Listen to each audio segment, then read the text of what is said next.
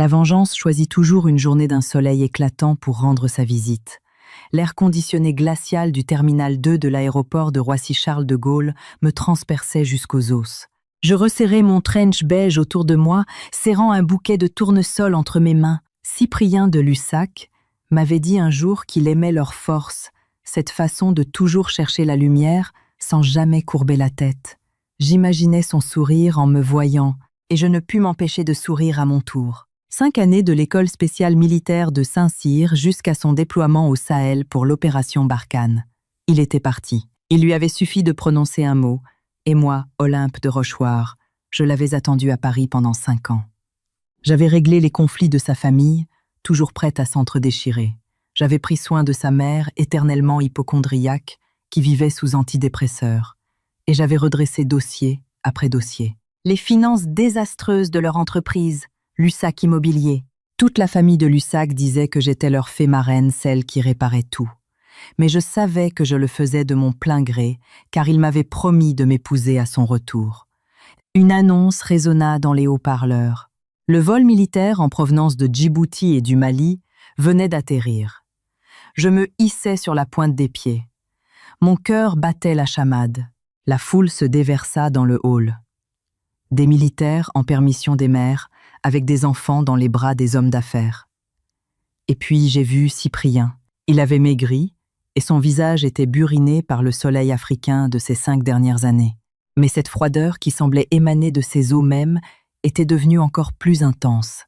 Il portait un uniforme impeccable sans un signe de grade, mais il se tenait là droit comme une lame tout juste retirée de la bataille, tout en acuité et en acier. Il me vit. Il se figea visiblement une fraction de seconde. Qu'est-ce qui traversa son regard? Quelque chose que je ne parvins pas à déchiffrer. Et au moment même où j'allais faire un pas vers lui, une voix féminine et larmoyante résonna depuis un autre couloir. Cyprien, une jeune femme dans une robe blanche vaporeuse aux longs cheveux flottants, tel un papillon jailli de la foule et sous les yeux de tous, se jeta au cou de Cyprien. Ses bras s'agrippèrent à sa taille avec l'énergie du désespoir. Son visage s'enfouit dans sa poitrine, ses épaules tremblaient. Sa voix n'était pas forte, mais chaque mot claquait distinctement à mes oreilles. « Cyprien, tu es enfin rentré. Je t'ai attendu pendant 5 ans. J'ai pensé à toi tous les jours. Pourquoi as-tu mis si longtemps ?» Le corps de Cyprien se crispa visiblement. Il baissa la tête, regardant celle qui se trouvait dans ses bras, et murmura d'une voix rauque: « Mélusine, comment te retrouves-tu ici ?» Mélusine Valois. Je répétais ce nom mentalement. La petite voisine de leur domaine familial, qui enfant, le suivait partout comme son ombre, en l'appelant mon Cyprien, avant que sa famille ne déménage à Cannes. Cette même Mélusine dont la mère de Cyprien me parlait sans cesse. Cette petite Mélusine est tellement douce et sincère, l'héroïne de la seule photo de son vieil album qu'il ne m'avait jamais laissé regarder user jusqu'au coin corné. Quelle ironie! Cyprien leva la main. Je pensais qu'il allait la repousser, mais sa paume se posa doucement sur son dos comme pour apaiser un chat effrayé. Je restais figé. Autour de nous, la foule continuait d'avancer. Quelqu'un me bouscula, en lâchant un pardon distrait. Je ne bougeais pas d'1 millimètre. L'un des pétales de mon tournesol se détacha et, tournoyant légèrement, tomba sur le sol en marbre. Un voyageur marcha dessus, l'écrasant en une tache jaune. Ce n'est qu'à ce moment-là que Cyprien releva brusquement la tête et me regarda droit dans les yeux. Ses lèvres remuèrent. Il me semble qu'il prononça mon nom. Je souris d'un sourire léger et impalpable. Le même sourire avec lequel moi, Olympe de Rochechouart, je pouvais signer une fusion-acquisition, même lorsque mes concurrents me traînaient dans la boue lors des réunions d'affaires parisiennes. Que m'importait cette scène de théâtre? Je ne m'approchai pas. Je ne fis pas d'esclandre. Je ne pleurais pas. Je jetai le bouquet de tournesol dans la poubelle la plus proche. Je fis demi-tour le dos bien droit et je m'éloignai. Le claquement des talons de mes escarpins résonnait sur le sol de Roissy. Chaque pas était aussi assuré qu'un clou que l'on enfonce dans une planche. Derrière moi, la voix de Cyprien s'éleva. Il m'appelait, il me semble. Olympe attend. Il y avait de la panique dans sa voix, une panique que je ne lui avais jamais connue. Mais je n'avais aucune envie d'attendre. 5 ans, c'était amplement suffisant. Je poussai la porte vitrée de l'aéroport. La chaleur étouffante de juillet me frappa au visage. Je sortis mon téléphone et glissai mon doigt sur l'écran. Je trouvai un numéro sans nom. Le téléphone sonna 2 fois, avant qu'une voix grave et âgée ne réponde teintée de surprise. « Mademoiselle Olympe !» Je leva les yeux vers le soleil aveuglant et répondis d'une voix aussi calme que si je parlais de la météo. « Célestin, j'ai besoin de vous pour une affaire. Le projet Rive Gauche de Lussac Immobilier. Ils attendent un crédit de la BNP Paribas. Appelez qui de droit, faites en sorte que l'approbation soit bloquée. » Un silence de quelques secondes s'installa à l'autre bout du fil. « Mademoiselle Olympe, y avez-vous bien réfléchi ? Vous avez pavé la voie pour la famille de Lussac pendant tant d'années. » Pavé la voie. J'eus un petit rire froid. Mes yeux ne contenaient plus une once de chaleur. « Célestin, les filles de la maison de Rochechouart ne pavent la voie de personne.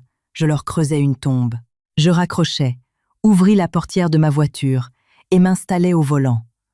Le bâtiment de l'aéroport devenait de plus en plus petit dans mon rétroviseur. Un message de Cyprien s'afficha sur mon écran. « Olympe, où es-tu ? Écoute, je peux tout expliquer. Ce n'est pas ce que tu crois. Mais l'usine, elle est juste. » Je ne terminais pas la lecture. D'un simple glissement de doigts, supprimer le contact, bloquer le numéro. L'Olympe de Rochechouart, qui 5 ans plus tôt avait abandonné ses études à HEC Paris sur un simple mot de sa part, défiant la pression de toute sa lignée, venait de mourir près de cette poubelle. Je tournai le volant, et la voiture s'engagea sur l'autoroute Aoun. Depuis l'accoudoir, je sortis un autre téléphone crypté et composai un numéro. C'est moi. Réunissez tous les directeurs des banques d'investissement partenaires de Paris. Demain à 9h dans mon bureau. La voix à l'autre bout demanda prudemment. « Sous quel prétexte, mademoiselle Olympe ? Dites-leur que la famille de Rochechouart lance ses propres opérations. » J'appuyai sur l'accélérateur. L'aiguille du compteur grimpa avec assurance. Le paysage défilait à une vitesse folle, tout comme ces 5 années de ma vie, gaspillées en vain. La famille de Rochechouart, une institution parisienne. Mon grand-père général d'armée, héros des guerres de décolonisation et de la guerre froide. Mon père Ambroise de Rochechouart, chef d'état-major de la zone de défense sud. Mes 2 frères aînés, l'un Léandre officier supérieur au commandement des opérations spéciales COS, l'autre en poste à la direction du renseignement militaire. La grandeur des Rochechouart s'était bâtie sur le sang et le dévouement de 3 générations à la France. Et moi, Olympe, la seule fille de la famille. Autrefois, pour Cyprien, je m'étais rebellée contre les miens. Mon père, fou de rage, avait frappé la table du poing. Mon frère aîné avait fracassé la vaisselle en porcelaine de Sèvres. Mon second frère m'avait regardé les yeux rougis. « Petite sœur, as-tu perdu la tête ?» Mais j'étais partie quand même. Avec ma valise, sans me retourner, quittant notre hôtel particulier du 7e arrondissement pour servir de marchepied à un homme. Aujourd'hui, en y repensant, j'avais envie de me dire « Olympe, quelle idiote as-tu été ?» Le téléphone sonna à nouveau. Je jetai un coup d'œil la mère de Cyprien Bérénice de Lussac. Je ne l'avais pas bloquée non par nostalgie, mais parce que j'avais besoin d'un fil conducteur pour observer leur maison s'effondrer. « Allô mon Olympe !» La voix de Bérénice était aiguë et autoritaire. « Cyprien vient d'arriver à la maison. Il a une mine épouvantable et dit que tu l'ignores. Que s'est-il passé entre vous ? Je vais te dire une chose, ne fais pas de caprices. » Ça n'a pas été facile pour cet homme d'être loin de chez lui pendant 5 ans au milieu du désert. Tu dois te montrer compréhensive. Bérénice la coupai-je poliment. Comment avance le projet Rive Gauche ? Le prêt de la BNP Paribas a été validé. Bérénice fut visiblement décontenancée. Pourquoi me demandes-tu ça soudainement ? Simple curiosité. Oh, ne m'en parle pas. Ce directeur de compte, M. Valère, a soudainement exigé des documents supplémentaires. Je ne sais pas ce qui lui a pris. Mon Olympe, tu as tant de relations à Paris. Tu pourrais peut-être nous aider, faire jouer tes contacts. Bérénice, je souris en enclenchant mon clignotant pour prendre la bretelle de sortie. Dans ce monde, il y a des routes qu'aucun contact ne peut déblayer. Je raccrochai. Bérénice rappela. Je ne répondis pas. Elle tenta une troisième fois. Je mis mon téléphone en silencieux. Lorsque la voiture s'arrêta devant les lourdes portes en fer forgé de l'hôtel particulier des Rochechouart, la nuit commençait à tomber. La sentinelle à l'entrée en voyant ma plaque d'immatriculation se figea, avant de faire un salut militaire impeccable. « Mademoiselle Olympe, vous êtes de retour. » Sous le coup de l'émotion, il peinait à parler. « Repos, merci. » Hochai-je la tête. « Le général est là. » Affirmatif, le général joue aux échecs dans le jardin. Je l'annonce immédiatement. Inutile. J'y vais moi-même. Affirmatif. Inutile. J'entrai dans la cour pavée, coupai le moteur et restai un moment assise dans le silence.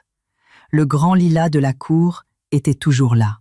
Enfant, avec mon frère Léandre, nous grimpions dessus, et notre père nous poursuivait avec sa ceinture. Le pavillon en fer forgé était toujours à sa place. En dessous cette même table en chêne, où mon grand-père étudiait chaque jour ses ouvertures d'échecs. Dans la galerie vitrée, une lumière chaude et orangée brillait comme un rêve sans fin. Je poussai la portière. En posant le pied sur les dalles de pierre du seuil de ma maison d'enfance, je sentis soudain mes yeux piquer. Je levai la tête, refoulant mes larmes avec force. Les filles de la maison de Rochechouart ne pleurent pas. « Qui va là ?» résonna la voix grave et autoritaire du vieil homme depuis le salon. Des pas d'abord lointains, puis de plus en plus proches. Le bruit d'une canne sur le parquet. Tac, tac. Je me tenais dans l'encadrement de la porte, regardant ce vieillard aux cheveux blancs, mais toujours droit comme un nid s'approcher de moi. Le grand-père me regarda. Une lueur imperceptible traversa ses yeux voilés. Puis, il grogna lourdement. « Tu as fini par retrouver le chemin de la maison à ce que je vois. » J'ouvris la bouche, mais une boule d'angoisse bloquait ma gorge. « Grand-père, je voudrais t'emprunter quelque chose. » Quoi donc ? L'étendard de la famille de Rochechouart.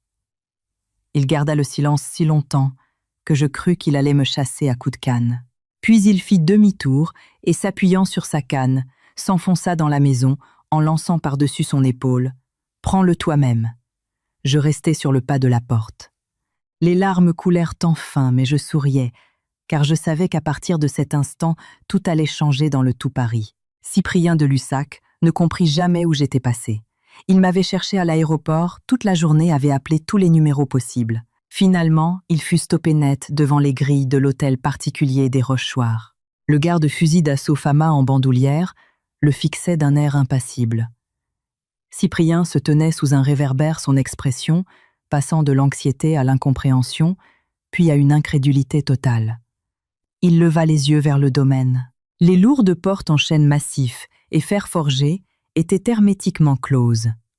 La plaque en laiton à peine visible dans la pénombre affichait « Hôtel de Rochechouart ». Il murmura ce nom comme s'il me découvrait pour la première fois. Pendant ce temps, un message de Célestin s'afficha sur mon téléphone. Mademoiselle Olympe, la BNP Paribas, a officiellement rejeté la demande de crédit de Lussac Immobilier. Par ailleurs, j'ai fouillé le passé de cette Mélusine Valois. Elle est arrivée à Paris couverte de dettes. Son père biologique a perdu 800 000 € au casino lorsqu'elle avait 10 ans avant de fuir. La mère et la fille ont vécu cachées des créanciers. De plus, pendant ses études à l'université de Nice, elle a entretenu des relations pour le moins inappropriées avec un promoteur immobilier de la Côte d'Azur. Ce promoteur, Célestin, marqua une pause, sa voix se faisant plus lourde. S'est mariée l'an dernier avec une fille de son milieu et l'a larguée, mais elle a conservé des éléments compromettants sur lui pour le faire chanter. Je haussai un sourcil. Ce n'était donc pas une petite fleur innocente, mais une vipère. C'est alors que mon téléphone s'alluma de nouveau. Un SMS d'un numéro inconnu. Olympe, c'est Mélusine. Cyprien a été très maladroit avec toi à l'aéroport aujourd'hui. Je te présente mes excuses en son nom. Ne sois pas fâché contre lui, je t'en prie. Je lui ai tellement manqué, nous avons grandi ensemble, tu sais. Mon Olympe, tu ne vas pas m'en vouloir, n'est-ce pas ? Je regardais le message et j'éclatais de rire. Un rire glacial. Tu touches à ce qui m'appartient et ensuite tu essaies de jouer le drame de la fausse fraternité. Mélusine Valois, tu as frappé à la mauvaise porte. Je jetai le téléphone sur le canapé, pris ma tasse de café noir et bussent une gorgée lente. La nuit tombait sur Paris. Des milliers de lumières brillaient et l'une d'elles allait bientôt s'éteindre. Le lendemain matin, dans le bureau du PDG de Lussac Immobilier, le téléphone de Théobald de Lussac, le père de Cyprien, sonna. « Monsieur de Lussac, nous venons de recevoir une notification de Rochechouart Capital. Il lance une OPA agressive pour racheter l'intégralité de nos 3 projets dans l'ouest parisien. Le prix proposé est 40% en dessous du marché. » Le visage de Théobald blêmit instantanément. « Rochechouart. Capital, quel Rochechouart ?» La voix tremblait à l'autre bout du fil. « La maison de Rochechouart, monsieur. La grande famille. Mais les Rochechouart n'ont jamais fait dans l'immobilier C. » C'est une déclaration de guerre. Théobald de Lussac raccrocha et s'effondra dans son fauteuil en cuir. Au même instant, au dernier étage du tout nouveau siège de Rochechouart Capital, je me tenais devant l'immense baie vitrée, dominant tout le quartier de la Défense. Derrière moi, alignés comme des soldats, se tenaient 12 des meilleurs analystes financiers de Paris. Je me retournai et jetai un dossier sur la grande table en verre. « Messieurs au travail. » Je souris, mais mes yeux restaient froids. « Je veux que d'ici un mois, Lussac Immobilier soit absorbé par notre groupe. » 3 jours. 72 heures s'étaient écoulées depuis que j'avais jeté ce bouquet à Roissy. Paris était toujours Paris. Les embouteillages, la foule dans le métro, l'agitation perpétuelle. Mais pour la famille de Lussac, ces 72 heures avaient été plus longues que les 30 dernières années de leur vie. J'étais assise, au dernier étage de mon gratte-ciel, récemment acquis, devant moi la paroi vitrée, et juste en face, le siège social de Lussac Immobilier. Un simple boulevard, à 4 voies, séparait les 2 bâtiments. J'étais si proche que je pouvais distinguer les silhouettes s'agiter dans les bureaux d'en face. Cette tour s'appelait la Tour Horizon, 26 étages. Elle abritait autrefois le siège d'une banque étrangère. 3 jours plus tôt, j'avais chargé Célestin de l'acheter intégralement, au comptant au nom de la holding familiale. Lors de la signature, l'avocat de la partie adverse avait demandé 3 fois si j'avais bien l'intention de tout régler d'un coup. J'avais signé et jeté le stylo. À 15 heures, les fonds étaient transférés. Célestin, debout à mes côtés, avait attendu que tout le monde sorte pour baisser la voix. « Mademoiselle Olympe, la transaction s'élève à 180 millions d'euros. Même si ce n'est rien pour la famille, vous auriez pu prévenir le général. » Je l'avais interrompu en buvant mon espresso. Mon grand-père m'a dit « L'étendard t'est confié la façon de t'en servir, ne regarde que toi. » Célestin s'était tu. Il était le majordome et gestionnaire de la famille depuis 3 générations. Il savait trop bien que lorsqu'une femme de la lignée de Rochechouart prend une décision, même un Charles Leclerc ne pourrait la faire reculer. Maintenant, je regardais la tour Lussac en face. 22 étages, plus basse que la mienne. Le grand logo Lussac Immobilier brillait sur le toit, mais son éclat me paraissait soudain bien terne. Mon téléphone sonna Bérénice de Lussac. C'était son 36e appel en 3 jours. J'en avais ignoré 35. Je décrochai celui-ci. « Mon Olympe, tu réponds enfin. » Sa voix était précipitée et stridente, comme celle d'une poule qu'on étrangle. « Mais qu'est-ce qui te prend, Cyprien devient fou à force de te chercher? Et que se passe-t-il à votre hôtel particulier? » Il y est allé, et un garde armé d'un fusil lui a barré la route. « C'est quoi ce cirque? » Je m'appuyais contre la vitre. Ma voix était parfaitement neutre. « Bérénice, les grilles de la maison de Rochechouart n'ont jamais été ouvertes au premier venu. » Un silence pesant tomba. Elle ne s'attendait manifestement pas à ce que je lui parle sur ce ton. Pendant 5 ans, j'avais été douce, polie, toujours souriante. Elle souffrait d'hypertension. Je lui amenais les meilleurs spécialistes de la pitié, salpêtrière. Elle adorait jouer au bridge. Je restais avec elle jusqu'à minuit.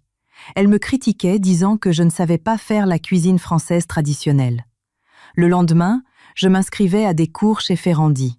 L'héritière de l'une des plus grandes familles de France avait joué la servante chez des bourgeois, parvenus par amour pour un homme. À y repenser, j'avais envie de me gifler. « Mon Olympe !» Le ton de Bérénice changea. L'autorité avait disparu, remplacée par une extrême prudence. Que s'est-il passé exactement entre toi et Cyprien? Un malentendu. Dis-le-moi, je vais régler ça. Régler ça. J'eus un rire sarcastique. Bérénice, c'est inutile. Je règle mes affaires moi-même. Au fait, la coupai-je mon ton, devenant soudainement d'une politesse exquise, presque trop formelle. Demain soir à 18, j'organise un cocktail pour pendre la crémaillère au dernier étage de la tour Horizon. J'aimerais beaucoup vous y inviter, Théobald. Et vous? Les invitations vous seront livrées par coursier cet après-midi. Une crémaillère. Tu as déménagé? Non. Je regardais mon immense bâtiment. Mes lèvres se courbèrent. Je me suis acheté un nouveau lieu de travail. 26 étages. Ce n'est pas énorme, mais être les voisins directs de l'USAC Immobilier, je trouve ça plutôt amusant. D'ailleurs, Bérénice, depuis mon bureau, j'ai une vue plongeante sur celui de votre mari. Nous allons pouvoir nous regarder travailler de part et d'autre du boulevard. Un silence de mort à l'autre bout. J'imaginais très bien le visage lifté de Bérénice, la bouche ouverte, les yeux écarquillés, le téléphone, tremblant dans sa main manucurée. Tu as acheté la tour Horizon, le gratte-ciel, qui était en vente depuis 2 ans, à 180 millions d'euros. Oui, je l'ai pris, mais d'où sors-tu un argent pareil? Je ris légèrement, mais chaque mot s'enfonça comme un clou. Bérénice, vous aviez oublié un détail. Mon nom de famille est de Rochoir. Je raccrochais et appuyais sur l'interphone. Anne, Met, N. Isole, les invitations sont prêtes. Mademoiselle Olympe, toutes ont été expédiées par coursier. Chacune des 50 plus grandes entreprises du CAC 40 et de la place parisienne l'a reçue. Et pour les Lussac, comme vous l'avez demandé, vous leur remettrez la leur en main propre. Je pris l'invitation cartonnée sur mon bureau, un carton rouge sombre, écriture dorée, à chaud minimaliste. Rochechouart capitale, à l'honneur de convier Monsieur Théobald de Lussac et Madame Bérénice de Lussac au cocktail d'inauguration. Adresse La Défense Tour, Horizon dernier étage. Le 15 juillet à 18h. Signé Olympe de Rochechouart. Aucun titre de noblesse, aucune fonction. Ces 3 mots suffisaient. Je pris l'enveloppe et sortis. À 15h, j'étais devant les grilles de la propriété des Lussac à Neuilly-sur-Seine. Ces portes, je les avais franchies un nombre incalculable de fois. Les 2 gingos à l'entrée avaient été plantés sur mes conseils. La pelouse refaite à mes frais. Même le lustre en cristal de baccarat dans le hall avait été choisi par moi. Avant, j'arrivais toujours les bras chargés de cadeaux de chez Hermès ou Ladurée en souriant. Aujourd'hui, je venais les mains vides avec une simple enveloppe. La gouvernante Martine m'ouvrit. En me voyant, elle se figea puis sourit largement. « Mademoiselle Olympe, entrez, entrez, madame est au salon. » J'entrai. Le salon était toujours le même luxueux mais sans goût véritable. Des toiles de maître douteuses, achetées par Théobald, des canapés de style Louis XV, rococo, raides et inconfortables. Bérénice était assise en robe de chambre de velours prune, parfaitement coiffée. En me voyant, elle eut le réflexe de vouloir me réprimander, mais se souvenant du contexte, elle força un sourire crispé. Olympe est là. Elle se leva, m'observant de la tête aux pieds. Martine apportait du thé. Inutile. Je m'assis sur le canapé face à elle et posai l'invitation sur la table basse en marqueterie. Bérénice, je vous apporte votre invitation. Elle baissa les yeux vers le carton rouge mais n'y toucha pas. Mon Olympe, elle prit une grande inspiration, tentant de reprendre le contrôle. Il faut qu'on parle sérieusement de toi et Cyprien. Tu es une jeune femme, c'est normal de faire un caprice. Mais pourquoi couper les ponts ainsi? Il a passé 5 ans au Sahel. Il ne faut pas être déraisonnable. Bérénice, la coupai-je d'un ton mesuré. Je ne suis pas venue parler de Cyprien. De quoi veux-tu parler alors? Du projet Rive Gauche. Le crédit de la Société Générale n'a pas été approuvé, n'est-ce pas? Le visage de Bérénice se décomposa. Le terrain à Paris avait coûté 60 millions d'euros à Lussac. Il comptait sur le prêt pour construire. Sans lui, les 60 millions étaient gelés. Avez-vous calculé vos pertes journalières et vos 3 projets résidentiels dans l'Ouest? Les permis de construire ont été révoqués par la préfecture. Motif non-conformité aux normes incendie. Je croisais les jambes m'adossant au canapé. À votre avis, Bérénice, qui a glissé un mot au préfet pour qu'il ordonne une nouvelle inspection? Le visage de Bérénice passa du pâle au violacé, puis à une teinte indescriptible. « Olympe de Rochechouart !» siffla-t-elle. « Qu'est-ce que tu cherches à faire ?» Rien de spécial. Je me levai et poussai l'invitation vers elle. Je voulais juste vous inviter demain à mon inauguration. La jeune génération se lance dans les affaires. La moindre des choses est d'inviter les anciens. Tu organises une exécution publique, c'est ça. Une exécution. Je la toisais de toute ma hauteur. Ce n'est que le début. Les projets gelés ne vous tueront pas. Mais je me penchai vers elle et murmurai. Les investissements des Lussac dans le parc logistique de Roissy. Vous y avez injecté des fonds étrangers. L'origine de cet argent est-elle bien légale, Bérénice? Elle releva brusquement la tête. La terreur pure brillait dans ses yeux. Comment sais-tu ça? J'en sais bien plus que vous ne l'imaginez. Je me redressai et me dirigeai vers la porte. Avant de sortir, je m'arrêtai. Au fait, j'ai cru comprendre que Mélusine Valois a emménagé chez vous. Vous m'avez toujours dit qu'elle était adorable. Eh bien, profitez-en bien. Je sortis sans me retourner. Alors que la lourde porte se refermait, j'entendis un fracas de verre brisé. Bérénice venait sûrement de pulvériser le cendrier en cristal que je lui avais offert. Avant de monter dans ma voiture, je levai les yeux vers le premier étage. Le rideau bougea. Le visage de Mélusine Valois. Je démarrai. Mon téléphone sonna un numéro inconnu. « Allô ?»« Mon Olympe !» La voix douce, légèrement pleurnicharde de Mélusine, parfaitement maîtrisée. « Je sais que tu m'en veux. Mais je ne voulais pas te voler Cyprien. On a grandi ensemble. Il me voit comme sa sœur. » « Mademoiselle Valois !» L'interrompis-je avec un calme olympien. « Vous avez une jolie voix. Utilisiez-vous la même intonation avec ce promoteur de la Côte d'Azur ?» Un silence total. Comme si on lui avait coupé l'oxygène. Je ne vois pas de quoi vous parlez. La douceur disparut de sa voix remplacée par une nervosité palpable. Vous avez mal compris.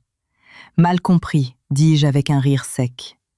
Alors, expliquez-moi à quel nom vous avez pris rendez-vous en décembre dernier au service gynécologique de la clinique des Anges à Cannes? Silence de mort. Ce promoteur s'appelle Thibaut Châtelet.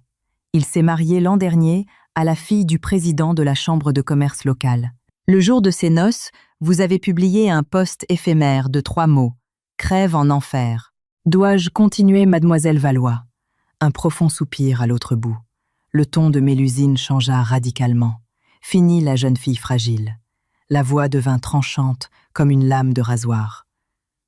Olympe de Rochechouart, que veux-tu? Rien. Je tournai le volant pour m'insérer dans la circulation parisienne.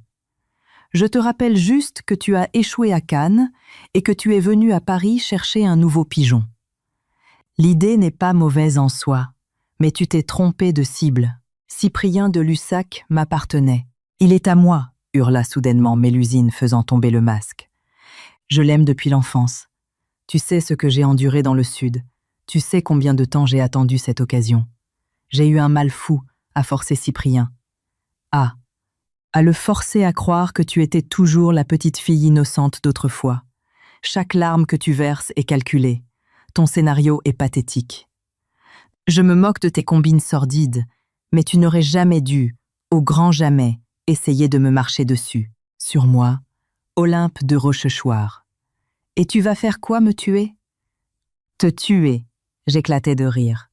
Je suis une citoyenne respectueuse des lois, mais rassembler tes dettes de 800 000 €, les dossiers de recouvrement de ta mère tes magouilles à Cannes avec Thibaut Châtelet, emballer le tout et l'envoyer par coursier à Cyprien. Ce n'est pas un crime. Un long silence. Puis elle eut un petit rire effrayant. Tu es très forte, Olympe, mais tu ne me vaincras pas, parce que tu ne comprends rien aux hommes. Tu es trop autoritaire. Les hommes détestent les femmes qui prennent toute la place. Nous verrons bien. Je raccrochai. Alors que ma voiture filait dans le trafic du soir, mon téléphone sonna de nouveau. Cyprien de Lussac. Je fixai son nom 3 secondes avant de décrocher. Olympe. Sa voix était rauque et raillée, comme du papier de verre sur de la tôle. Tu as enfin répondu. Pourquoi fais-tu ça? Si je t'ai blessé, venge-toi sur moi. Pourquoi attaquer l'entreprise de mon père? Il a pris un coup de vieux en 2 jours. Cyprien, le coupai-je. T'es-tu jamais posé une question pendant ces 5 ans, savais-tu vraiment qui j'étais? Il se figea à l'autre bout. Non, tu ne savais pas. Tu savais juste que je m'appelais Olympe de Rochechouart et que j'étais ta fiancée. Tu ne savais pas ce que pèse ma famille. Tu ignorais ce que j'avais étudié à HEC, et encore moins pourquoi j'avais accepté de subir les humiliations de ta mère pendant 5 ans. Cyprien demain, à 18 dernier étage de la tour Horizon. J'organise une inauguration. Viens. Je raccrochai. Je rentrai dans la cour de notre hôtel particulier et coupai le contact. L'odeur des lilas flottait dans l'air. Mon écran s'alluma. Célestin, Mademoiselle Olympe, la sécurité de demain est en place. Le dossier complet sur Mélusine Valois est prêt. Vous le voulez maintenant? Je répondis. Non, demain j'étalerai toutes ces cartes sur la table devant le tout Paris. En sortant de la voiture, j'aperçus une haute silhouette adossée au perron. Bras croisés, sourire ironique. Léandre. Mon grand frère, lieutenant-colonel au commandement des opérations spéciales. Ses muscles tendaient le tissu de son polo. Il avait 7 ans de plus que moi. Quand j'avais quitté la famille pour Cyprien, c'est lui qui avait jeté la porcelaine contre le mur.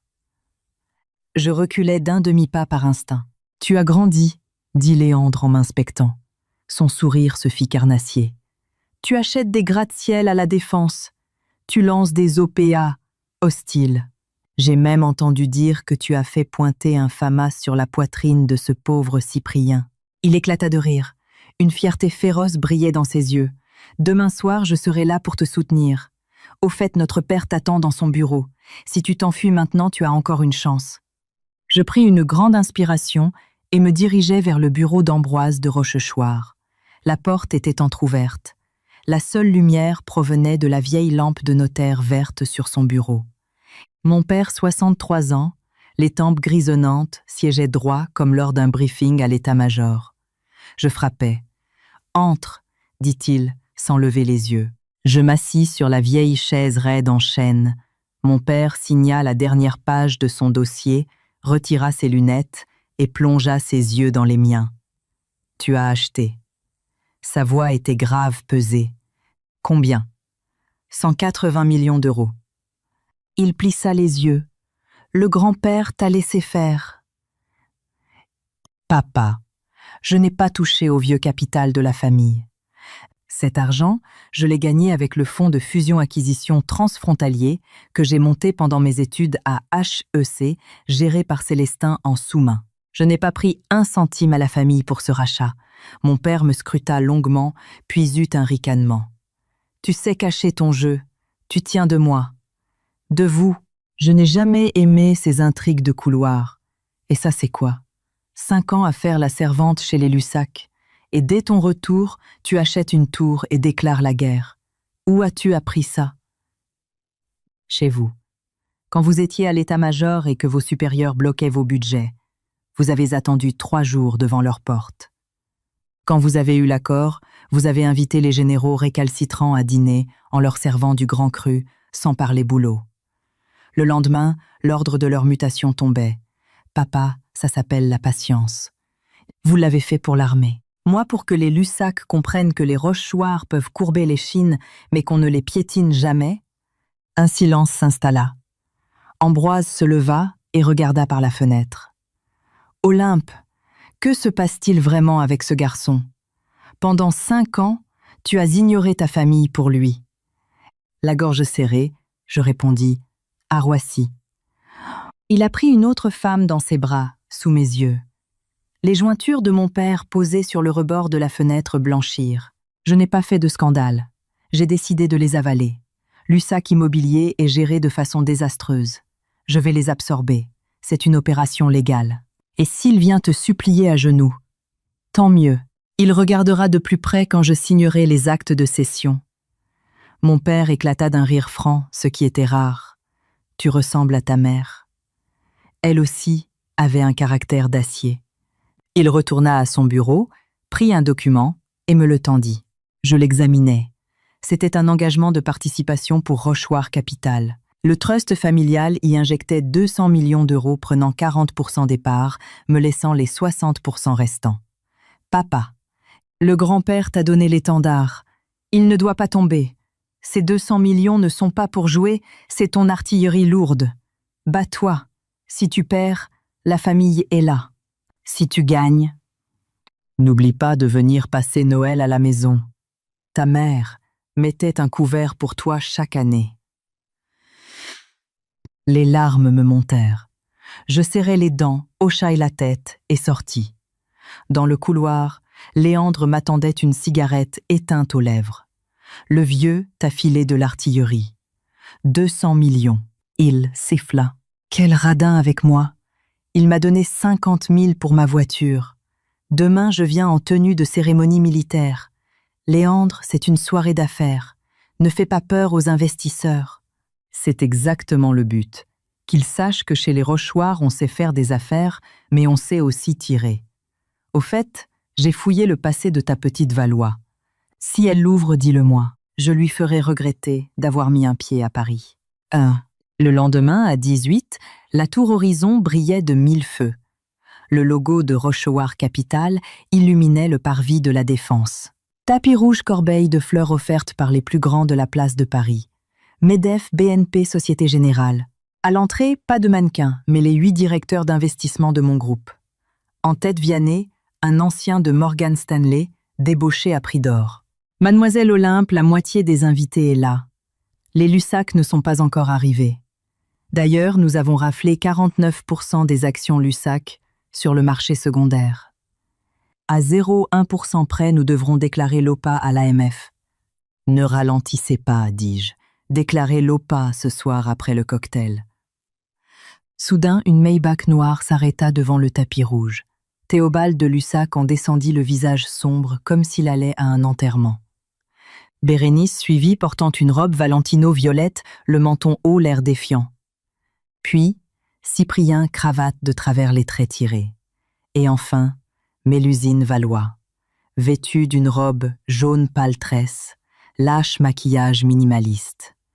Elle ressemblait à un pissenlit fragile s'agrippant au bras de Cyprien, jouant les filles terrorisées mais courageuses. « Olympe » balbutia Cyprien en s'approchant de moi. « Monsieur de Lussac, bienvenue » répondis-je avec la courtoisie glaciale qu'on réserve à un partenaire commercial. « Olympe ne fait pas ça. Monsieur de Lussac, votre cavalière vous attend. » Mélusine s'avança minauda. « Mon Olympe, merci de nous inviter. Je suis si heureuse pour Cyprien que tout aille bien pour toi à Paris. » Je la fixai et souris. « Je vous en prie, entrez. » Je me retournai et me dirigeai vers les ascenseurs privés. L'armée de mes cadres me suivit dans un pas synchronisé. Au 26e étage, le tout Paris des affaires était réuni. Je pris une coupe de champagne et m'avançai au centre de la salle.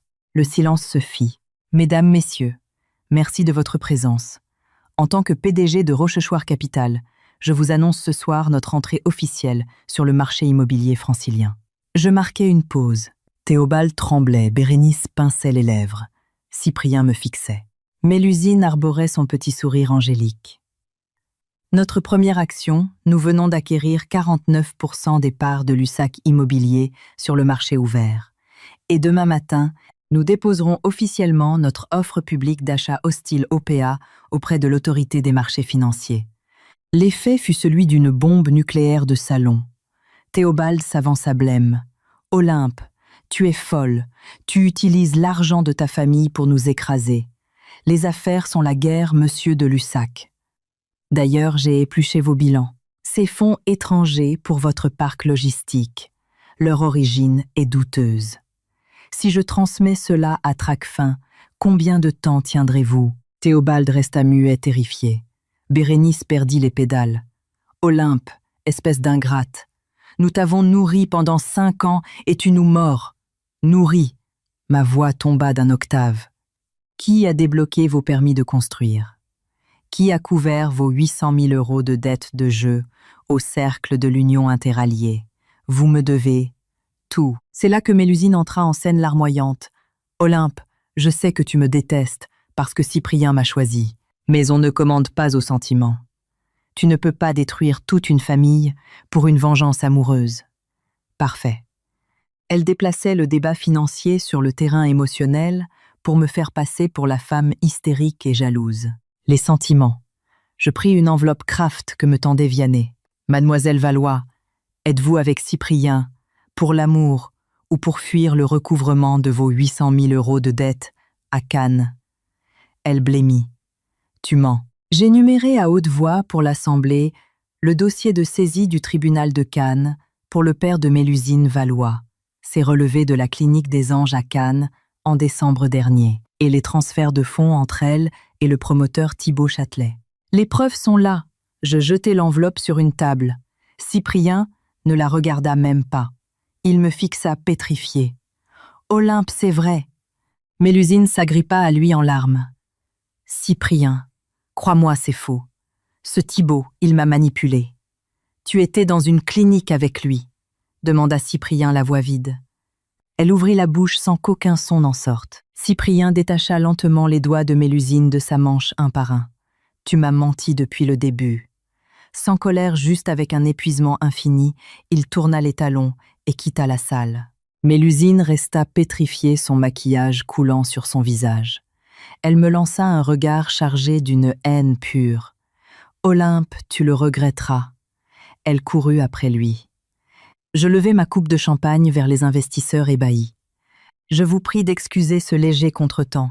La soirée continue. Le lendemain soir se tenait le grand gala de charité de la Chambre de commerce au Carrousel du Louvre. Robe haute couture, smoking l'élite parisienne. Je portais une robe en velours vert émeraude, les cheveux relevés, parée des émeraudes anciennes de ma grand-mère. À ma gauche, Léandre, en grande tenue de cérémonie du COS, médaille brillante. Sa simple présence glaçait le sang des PDG autour de nous. En France, l'argent craint le pouvoir, et le pouvoir craint ceux qui détiennent la force armée. Les Rochechouart avaient les trois. À ma grande surprise, Mélusine Valois était là accrochée à Cyprien, souriante comme si de rien n'était. La résilience de cette fille était effrayante. Lors de la vente aux enchères caritatives, le clou de la soirée fut présenté une parure d'émeraude de la maison Chaumet Époque Belle Époque, mise à prix 200 000 €. Mélusine, cherchant à flatter Bérénice pour revenir dans ses bonnes grâces, murmura assez fort pour être entendue. « Oh, Bérénice, cette parure vous irait si bien. » Théobald grogna qu'il n'avait plus les fonds. Je levai ma plaquette. 500 000 €. Mélusine me lança un regard de défi, pensant pouvoir jouer l'enchère et se retirer au dernier moment pour me faire surpayer et passer pour la victime humble. 600 000. Je souris. 1 million. 1 million 1. 2 millions d'euros, dis-je fermement. Théobald agrippa le bras de Mélusine horrifiée. Tu es folle. D'où vas-tu sortir cet argent? Mélusine, fixant mon regard, s'entêta. Je paierai moi-même. Elle attendait que je renchérisse, mais je posai ma plaquette. Le commissaire-priseur abattit son marteau, adjugé à mademoiselle Valois pour 2 millions d'euros. Le sourire de Mélusine se figea brutalement. Elle n'avait pas cet argent. Je levai ma coupe de l'autre bout de la salle. Quel grand geste, mademoiselle Valois. Vos amis de Cannes vont être jaloux de vos ressources, vous qui pleuriez pour 800 000 € de dettes. La salle entière la dévisageait. Cyprien la regarda les yeux froids. « D'où sors-tu 2 millions d'euros alors que tu gagnes le SMIC ?» Mélusine s'effondra en pleurs, hurlant. Je n'avais pas le choix. J'étais poursuivi par les créanciers. Thibaut Châtelet m'avait promis de m'aider et il m'a largué. Vous êtes tous des monstres. Olympe, tu as gagné, tu es contente. Je m'approchai d'elle, mon sourire disparaissant. Tu t'es mise dans ce pétrin toute seule. Ton choix de coucher pour de l'argent était le tien. Ton choix de t'accrocher à mon fiancé à Roissy était le tien. Tu n'aurais jamais dû me prendre pour une proie faible. Œil pour œil, c'est la règle des Rochechouart. Mélusine me fixa, puis éclata d'un rire dément. Tu te crois maligne? Tu as fouillé mon passé, mais tu as raté une personne primordiale. Elle jeta un regard à Léandre, puis à moi. Tu le regretteras, Olympe. Et elle s'enfuit de la salle. Léandre s'approcha la main sur mon épaule. N'écoute pas cette folle. Mais mon téléphone vibra. Célestin. Appelez-moi urgemment. Je m'isolais. Célestin. Mademoiselle Olympe. J'ai creusé. Derrière Mélusine, il y a un homme. Un certain Gauvin Mériadec. Et il a un vieux compte à régler avec la famille de Rochechouart. Il y a 17 ans, l'affaire de la fuite de documents classifiés Défense dans la zone de Défense Sud. Mon sang se glaça. Il y a 17 ans, j'avais 11 ans. Une affaire d'espionnage. Des documents sur la défense navale méditerranéenne livrés à une puissance étrangère. Mon père, alors chef d'état-major, avait mené l'enquête. Un officier Landry Mériadec avait été condamné à perpétuité pour haute trahison et était mort en prison d'une crise cardiaque. L'affaire était un tabou familial. Et aujourd'hui, le frère de ce traître Gauvin se servait de Mélusine pour s'en prendre à moi. « Célestin, dis-je froidement, ne dites rien à Léandre. S'il l'apprend, il descendra à Cannes avec son unité. Je pars demain pour Cannes. » Le lendemain, accompagné de 2 cadres de ma boîte et d'un contact local nommé Bruno, je me rendis dans les ruelles du Suquet, le vieux quartier de Cannes. Bruno m'emmena chez Arthur, un usurier local d'origine arménienne, blanchisseur d'argent. Après une légère menace concernant sa licence bancaire auprès de la Banque de France, Arthur me montra ses registres. Mélusine Valois est venue me voir il y a 3 ans pour ses 800 000 €. Le garant était Gauvin Mériadec. C'est lui qui tire les ficelles. Il est votre famille. Il a juré que puisque Ambroise de Rochechouart a détruit son frère Landry il y a 17 ans, il détruirait sa fille. Demain, c'est le 15. Il sera au cimetière du Grand Jas sur la tombe de son frère. La nuit, dans ma suite du Carlton, j'appelais mon père sur une ligne sécurisée. « Papa, je suis à Cannes. Le frère de Landry Mériadec est après moi. » Le silence de mon père fut lourd. Landry Mériadec était coupable. Il a vendu les plans. Mais après sa condamnation, sa femme est venue me supplier. Elle jurait que des agents étrangers avaient enlevé leur fils pour faire chanter Landry. Je n'avais aucune preuve. L'état-major mettait la pression pour étouffer le scandale. J'ai classé l'affaire sans approfondir la piste de l'enlèvement. C'est le seul remords de ma carrière. Le lendemain 15 juillet. Cimetière du Grand Jas, surplombant la baie de Cannes. L'odeur des pins parasols et de la terre humide après l'orage. Devant la tombe de Landry Mériadec se tenait un homme d'une 40aine d'années chemise en lin regard glacial. « Gauvin Mériadec, Olympe de Rochechouart, dit-il, avec un sourire carnassier. Vous êtes rapide. J'ai utilisé Mélusine pour détruire votre mariage, pour vous briser émotionnellement. Ensuite, quand vous auriez été vulnérable, je voulais exposer les magouilles financières de votre famille pour vous anéantir. Vous vous êtes trompé, répondis-je sans ciller. Les dossiers de Lussac étaient corrompus, mais ceux de Rochechouart Capital sont immaculés. Gauvin fit un pas vers moi, fou de rage. Ton père a détruit mon frère. Il a caché qu'on avait enlevé son fils. Il a détruit les preuves. Il sortit une clé USB. J'ai ici les interrogatoires originaux. Il manque des pages. Ton père les a arrachés. Je vais tout balancer à la presse. Soudain, des bruits de pas lourds résonnèrent sur les graviers. Léandre apparut flanqué de 4 opérateurs en civil de son unité. Le poing de Gauvin resta figé en l'air. « Essaie de la toucher, Mériadec », gronda Léandre. Son regard meurtrier fixé sur lui. Je sortis mon téléphone et mis le haut-parleur. Célestin parlait. La voix du majordome s'éleva dans le cimetière silencieux. « Mademoiselle Olympe, j'ai fait exhumer les archives classées de la DGSE. Les pages manquantes n'ont pas été arrachées par votre père. C'était une procédure de nettoyage standard pour des informations sans lien. De plus, j'ai les rapports de la DGSI de l'époque. Ils ont cherché l'enfant pendant 3 mois dans tout le sud de la France. L'enlèvement était une pure invention des services de renseignement étrangers. Ils ont menti à votre frère pour le forcer à coopérer et s'assurer de son silence. Votre frère a trahi son pays et ils l'ont manipulé. La famille de Rochechouart n'y est pour rien. Le visage de Gauvin Mériadec se vida de son sang. La clé USB tremblait dans sa main. C'est faux. Vous avez haï la mauvaise famille pendant 10 à 7 ans, asséna Léandre. Les étrangers vous ont utilisé pour continuer leur travail de sape. Gauvin s'effondra psychologiquement. La vérité fracassait les fondations de sa vie entière. Soudain, le téléphone de Bruno, mon contact, sonna.